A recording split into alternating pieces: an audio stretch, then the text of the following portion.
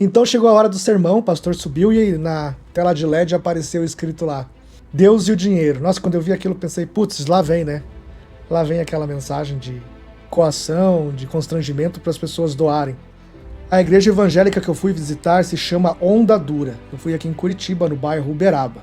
O objetivo que eu fui para lá foram alguns. Primeiro é o diálogo interreligioso. Eu acredito que possa haver um diálogo entre religiões diferentes, um diálogo amigável. Claro, a gente não precisa ser, digamos assim, fazer um ecumenismo ou culto junto.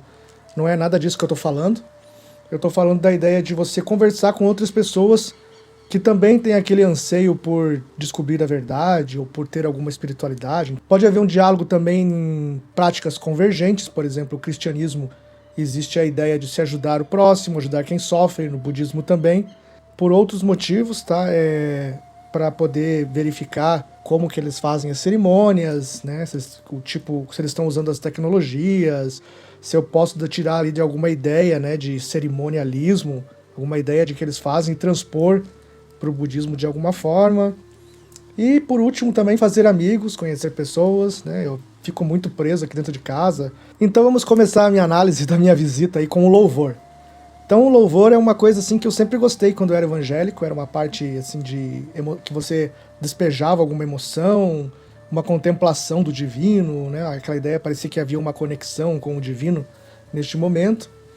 E é uma coisa assim que eu sentia falta e eu sinto falta até hoje. Então quando eu ouvi lá no culto, assim, meio que eu matei as saudades. É claro, eu não acredito mais, né, no que as letras dos louvores dizem, mas eu tinha saudade desse momento da emoção, da conexão. E eu acho que isso falta no budismo, sabe? Eu acho que o budismo podia usar a música em favor dele também. Claro, não precisa ser música pop e nada disso, né? Um rock, nada disso. Pode ser uma música de contemplação, de meditação, uma música oriental mais calma, mas eu acho que poderia ter, durante as cerimônias budistas, assim, um tempinho, uns 20 minutos, que seja de música. Às vezes eu acho o budismo muito racional, muito de método, né? Metodológico, muito cerimonialista.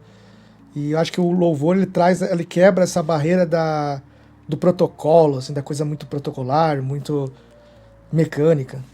Uma coisa que eu acho que os evangélicos têm de bom é isso, essa ideia do louvor. É claro que daí o louvor no budismo seria uma conexão não com Deus, porque nós não acreditamos em Deus, mas uma conexão com o todo, com o vazio, a ideia de interdependência. Eu acredito que a música poderia trazer um pouco dessa transcendência, e que hoje falta no budismo como um todo. Eu nem sei se já teve, mas acho que no budismo ocidental isso caberia. Agora eu vou falar da receptividade. Eu fui muito bem tratado lá, desde que cheguei. As pessoas foram muito simpáticas comigo. A maioria jovem, acho que eu era o mais velho. Então eu fui bem tratado e assim eu senti a liberdade de falar que eu sou budista, que eu não tenho interesse em me converter, mas é mais um interesse de conhecimento, de troca de ideias e tal. E eles entenderam, fui muito bem recebido. Bem, sobre o uso de tecnologia, eu acho que as igrejas evangélicas estão a anos-luz do budismo. Então eu percebi ali durante o culto, né, como a tecnologia está engajada com a cerimônia. Então a gente via painéis de LED atrás, ali mostrando as letras do louvor, os versículos que o pastor ia falando durante o sermão. Esse painel de LED também se transformava num QR Code na hora dos dízimos e das ofertas. Sem contar que a igreja tem um aplicativo de celular em que as pessoas podem ter acesso às informações, saber os horários de culto, saber os projetos sociais da igreja, as reuniões, saber as novidades, as mensagens pastorais da central deles, que é uma igreja nacional, que tem uma central, acho que em Joinville. E eu acho que é uma coisa assim que falta no budismo, essa ideia do uso da tecnologia como meio hábil para se atrair as pessoas e manter as pessoas unidas em torno ali da comunidade, em torno dos valores da comunidade e tal. Então isso é uma coisa que o budismo tem que aprender muito com esse meio evangélico, essa ideia de usar a tecnologia para atingir as pessoas, atingir os seres, né? Como o Sutra do Lótus fala, nós temos que usar meios hábeis, meios inteligentes de atrair as pessoas para o Dharma. No aplicativo, então, você tem todos os eventos da igreja, você tem a igreja mais próxima de você, os horários de culto, enquanto que eu tô já há quase um mês tentando contato com a Jo do Chu, aqui do Guabirutuba, através do Facebook, através de e-mail, Messenger, e ninguém me responde. Eu quero saber simplesmente quais são os horários das cerimônias para visitar.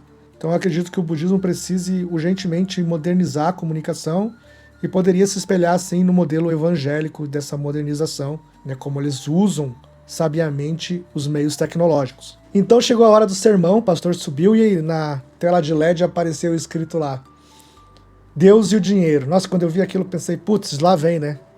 Lá vem aquela mensagem de coação, de constrangimento para as pessoas doarem.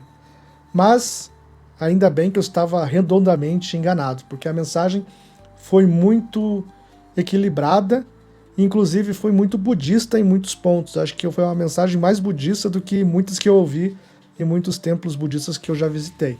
A mensagem era relacionada ao uso consciente dos recursos, ou seja, usar os recursos com generosidade para ajudar as pessoas, ao invés de agir com impulso e, né, virar escravo das paixões e desejos consumistas de querer sempre agradar o ego, comprando coisas para si. Outra coisa que o pastor falou também em relação ao dinheiro é a ideia de que quando você consegue uma oportunidade, por exemplo, de ganhar mais, nem sempre esse novo emprego, essa nova ocupação, digamos, é uma coisa que vai ser melhor para você. Então nem sempre ganhar mais é o melhor. Então achei legal, porque você pode, por exemplo, estar num emprego que é digno, que respeita as pessoas, que não explora ninguém, que é honesto, né, que não te afasta da família, e de repente você é chamado por uma nova ocupação, mas daí você tem que se afastar da família, você vê ali que a fonte de recursos deles é ilícita, então isso tem muito a ver com o caminho óctuplo budista, que fala do modo de vida correto, que é você ter um emprego honesto, digno, e que não leve sofrimento aos seres sencientes. Daí teve também o momento dos dízimos e das ofertas, o que eu acho que não é errado pedir para a comunidade recursos, porque é difícil manter uma comunidade, uma igreja, um templo, né, há gastos e realmente a comunidade precisa doar para que haja, né, esse equilíbrio financeiro da própria instituição, tal. Acho isso interessante, só não gosto quando é feito com constrangimento, com coação, quando o pastor fica, digamos assim, falando que o diabo vai tomar de você os seus bens se você não der o dízimo para Deus, essa coisa, né, do doar por medo e tal. Uma coisa até que o pastor falou durante o sermão, que é errado mesmo, doar por emoção ou por temor, por obrigação. Em relação à estética religiosa da cerimônia, eu ainda prefiro a estética budista, apesar do palco ali da igreja ser muito bonito, da ondadura e tal, mas eu acho que ele parece mais um show, muitas vezes, do que um ambiente religioso. Então eu sinto falta de um ícone religioso. Eu não vi na igreja ondadura nem mesmo uma cruz como um símbolo ali de, né, que fizesse as pessoas olharem e entenderem que eu estou num ambiente religioso. Então nenhuma cruz eu vi, geralmente nas igrejas evangélicas pelo menos uma cruz, né, vazia, né, que da católica tem Cristo pendurado, e isso eu senti falta ali na igreja, e não vi nenhum símbolo real cristão, só os que apareciam na tela. Uma coisa que o budismo ainda eu prefiro no budismo, nessa ideia de você ter ícones de veneração para se conectar com o sagrado. E sobre as diferenças filosóficas, né, elas são óbvias, eu já sabia antes de ir para lá que há muitas divergências entre o cristianismo e o budismo, que o budismo ele tem o foco mais no reino da terra, é uma religião para essa vida nossa, enquanto o cristianismo é uma religião do reino dos céus. Isso é uma diferença bem importante. Então o budismo fala de se viver plenamente o céu, entre aspas, nessa vida, que é a iluminação, a libertação do sofrimento e o controle de si mesmo. Enquanto o budismo fala muito da volta de Cristo, muito da vida eterna ou da danação interna do inferno e tal. Então essa é uma diferença assim, que a gente vê na essência da mensagem muito clara.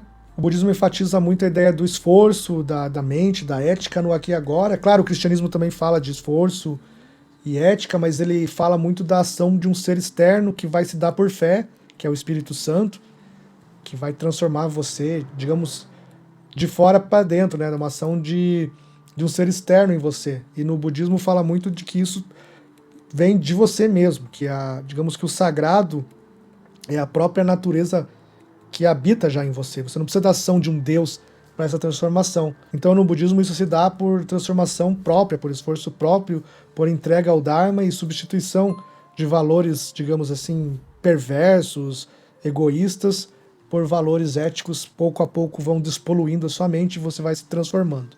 Então, concluindo, eu continuo sendo budista, né? Não virei evangélico nessa visita, mas foi bem interessante esse contato como um diálogo interreligioso. Eu acho que eu saí de lá respeitando a comunidade ali, muito mais do que eu esperava. Então, eu encontrei mais coisas positivas nesse contato com eles do que experiências que me fizessem desgostar do cristianismo evangélico. A ideia não é fazer aquele ecumenismo barato de que todo mundo concorda com todo mundo. Então acho que respeitar não é concordar. Eu não preciso concordar com o que eles estão falando na sua essência e nem eles concordarem comigo, mas pode haver uma troca no que é convergente, como eu disse, e isso faz com que a gente aprenda com o outro sem, digamos, perder a nossa própria identidade. Então eu não preciso deixar de ser budista, eu não preciso voltar a acreditar em Deus, nem eles precisam deixar de acreditar em Deus, mas a gente pode trocar, né, ideias, ver o que tem de bom de um lado, do outro,